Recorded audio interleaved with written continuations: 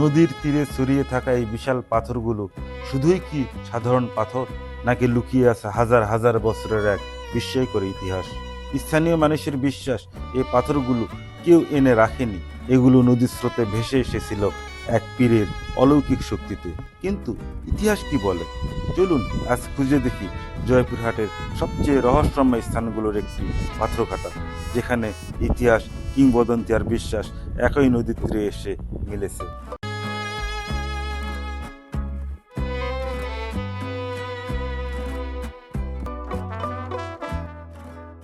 আমরা এখন দাঁড়িয়ে আছি জয়পুরহাট জেলার পাঁচবিবি উপজেলার তুলসীগঙ্গা নদীর তীরে, যা পাঁচবিবি উপজেলা সদর থেকে মাত্র 5-6 কিলোমিটার পূর্বে, যেখানে বিশ্বাস আর ইতিহাস মিশে গেছে তুলসী গঙ্গার পাড়ে। আজ জায়গাটা অনেক শান্ত, কিন্তু কয়েক হাজার বছর আগে এখানে ছিল ব্যস্ত জনপদ। নদীপথে চলত বাণিজ্য, মানুষের আনাগোনা ছিল সারাক্ষণ। আজ নীরবে দাঁড়িয়ে আছে ইতিহাসে ঢেকে থাকা সেই জনপদ। একটা প্রশ্ন সবার মনেই আসে, এই জায়গার নাম পাথরঘাটা কেন? চারিদিকে এখনো ছড়িয়ে আছে বড় বড় পাথরের খণ্ড। নদীর দুই তীর দূরে ছড়িয়ে আছে প্রাচীন সভ্যতার অসংখ্য চিহ্ন, শিলালিপি, প্রাচীন স্থাপনার ভাঙ্গা অংশ, মৃত পাত্র, পাথরের তৈরি বিভিন্ন নিদর্শন, যা সময়ের সাক্ষী হয়ে টিকে আছে শতাব্দীর পর শতাব্দী। এগুলি প্রমাণ দেয় এই অঞ্চল একসময় অনেক সমৃদ্ধ ছিল। বিশেষজ্ঞদের ধারণা, নদী ভাঙ্গনে প্রাচীন এই জনপদের বড় অংশ হারিয়ে গেছে। এখানে পাওয়া গেছে প্রাচীন সভ্যতার নানা চিহ্ন, পুরনো ইট, পাথরের সিঁড়ি, ভাঙ্গা স্থাপত্য। ধারণা করা হয় এখানে কোনো গুরুত্বপূর্ণ সভ্যতার কেন্দ্র ছিল। নদী ছিল যোগাযোগের প্রধান মাধ্যম। আজ যেটুকু দেখা যায় তা হয়তো পুরো ইতিহাসের খুব ছোট একটি অংশ।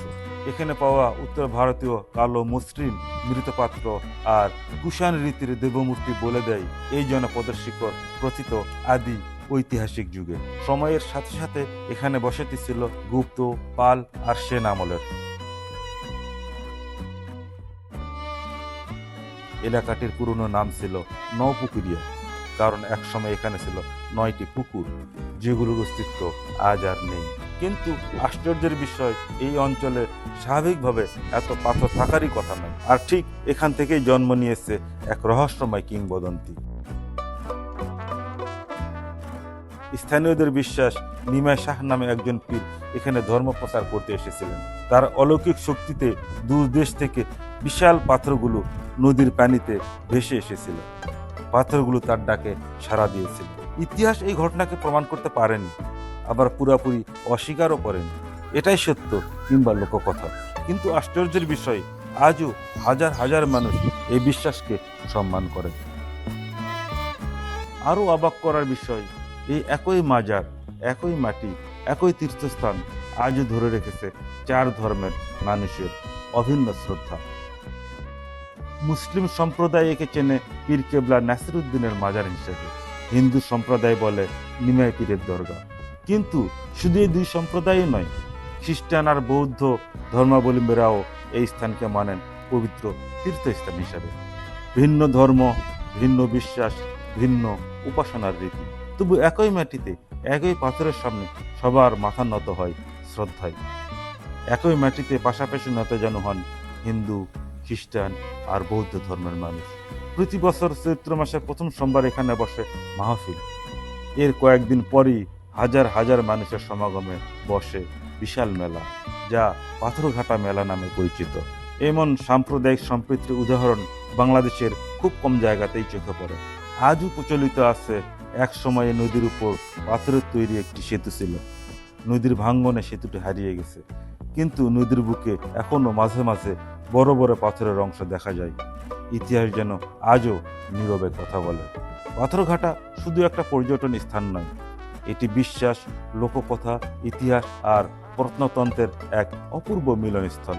অনেক প্রশ্নের উত্তর আজও অজানা। মাটির নিচে হয়তো লুকিয়ে আছে আরো অনেক অজানা অধ্যায়। হয়তো ভবিষ্যতের গবেষণা এই রহস্যের নতুন দরজা খুলে দেবে। আসসালামু আলাইকুম। ওয়ালাইকুম আসসালাম। আমাদের একটা ইউটিউব চ্যানেল আছে, পথের পাণ্ডুলিপি। আমরা চেষ্টা করছি এই পথের পাণ্ডুলিপির মাধ্যমে আমাদের এলাকার যত ইতিহাস, ঐতিহ্য সংস্কৃতি যা আছে আমাদের সকলের মাঝে জানিয়ে দেওয়া উচিত। সেই উপলক্ষে আজকে আমরা এখানে এসেছি। আপনার এইখানকার খাদেম হিসাবে আছেন, তাই না? এইখানকার মুয়াজ্জিন এবং ইমাম 5 ওয়াক্ত। ইনি আসছেন 360 আউলিয়া আসছিলেন ভারতবর্ষে, জি। তেনার সঙ্গীকার ইনি একজন। তো এখানে উনি আসছেন, এখানে একজন সম্ভ্রান্তশালী রাজা ছিলেন, মহিপাল রাজা। এই উদ্দেশ্য করেই উনি এখানে আসছেন। এখানে আসে সেই ইসলাম প্রচার করে আল্লাহর ডাকে সাড়া দিয়ে সে এখন ঘুমিয়ে। আচ্ছা, ওনার নামটা কি? এনার নাম সুলতান নাসির উদ্দিন। হিন্দু মুসলমান সকলেই এখানে আসেন এবং যার যে উদ্দেশ্য সেটা সে পালন করে তারা চলে যান। সকলেই যার যে ধর্ম সেই পালন করে।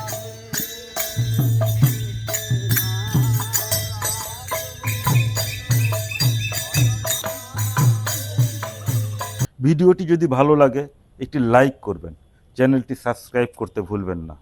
কমেন্ট করে জানান বাংলাদেশের কোন অজানা ইতিহাস নিয়ে পরবর্তী ভিডিও দেখতে চান।